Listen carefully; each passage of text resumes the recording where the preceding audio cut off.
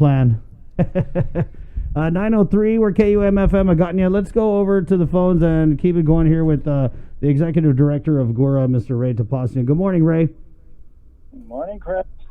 We also got Sabrina. It's her birthday Hi. over here. If you, It's okay.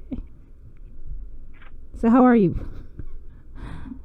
I'm fine. oh, good. Okay. So I guess we just kind of want to just get right to it. A lot of people asking about this homeless plan. The plan to, I guess, maybe just tell us what is the plan with the homeless. Are we trying to house them? Are we trying to get them in one central area?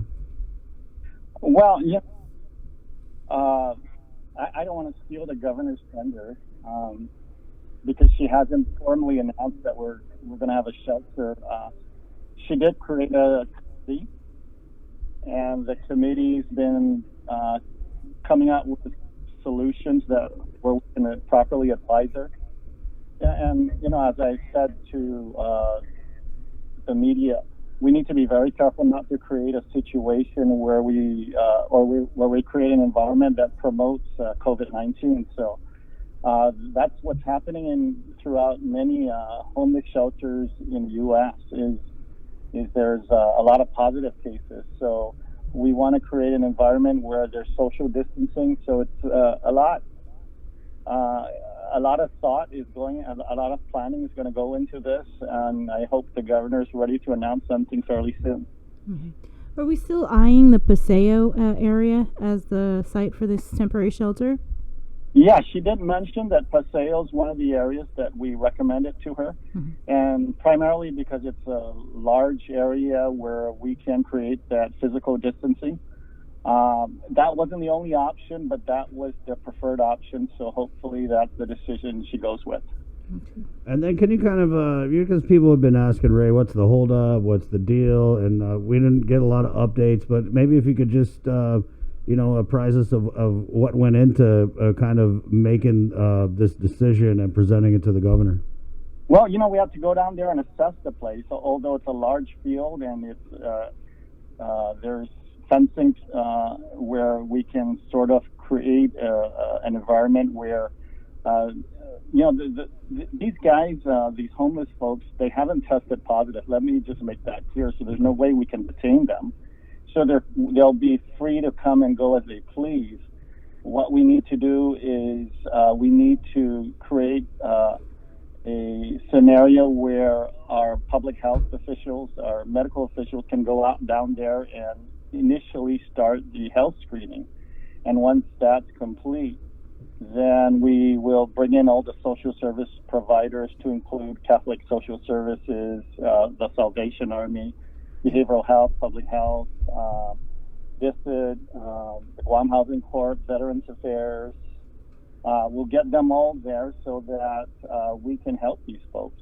The primary purpose, I know there's been a lot of pressure on the governor from the legislature, from the media to get an update. But there's a lot of work that will go into this because we want to make sure that we don't create an environment where we're actually promoting the virus as opposed to trying to prevent the spread. Yeah, and I think that's what the lieutenant governor had mentioned when he came on the show on Monday, talking about all these little pieces that have to be ironed out first before you actually open up this temporary shelter, and that's one of the things that's kind of held it back, the opening. But he Exactly. did, right. So did they already repair the restrooms, the showers, and all of that at Paseo? That's actually being done as we speak. There's also, we have to ensure that because one of the things we're thinking about is 3 meals a day. Mm-hmm. So we're working with a caterer to do that. The lighting at Paseo is not. When we assess the lighting, most of it's down, so we're working on that as we speak. I just got 3 price quotes today to repair the lighting. Wow. We're also looking at other things to entice them to stay. Again, we can't detain them. Yeah. So we want to create an environment where they want to stay. They want to take advantage of all the social services. They want to take advantage of the health screening. So we're looking at things to like possibly having a Wi-Fi tent so that they will a lot of them are at Wendy's or McDonald's trying Right. to utilize the Wi-Fi. the public library. Right. So what we thought is, in order for them to want to stay there throughout the entire duration, is we need to provide Wi-Fi. So we're looking into that. So again, a lot of planning is going into this. I don't know exactly what we'll have when the governor actually opens, but we have a whole team that's trying to consider all scenarios. Mhm. How many people, though, are you looking to house in this temporary facility? Is there like a cap? Well, we don't know. And, the last point in time count, just for Agana alone, there were 76, I believe, street homeless. Right. So we're looking at anywhere between 75 to 100. Those are going to be individual tents and we're thinking about having a tent per person or per family. But, I'm not responsible for that. For the logistics, it's actually the Guam National Guard that's helping us with that. Tim Uggan, he's the Homeland Security Advisor. He's kind of overseeing everything. GHURA's job is really to get all the social services network there so that we can help these folks. Ray, is this going to be something that we're going to be able to get reimbursed, by FEMA or the feds?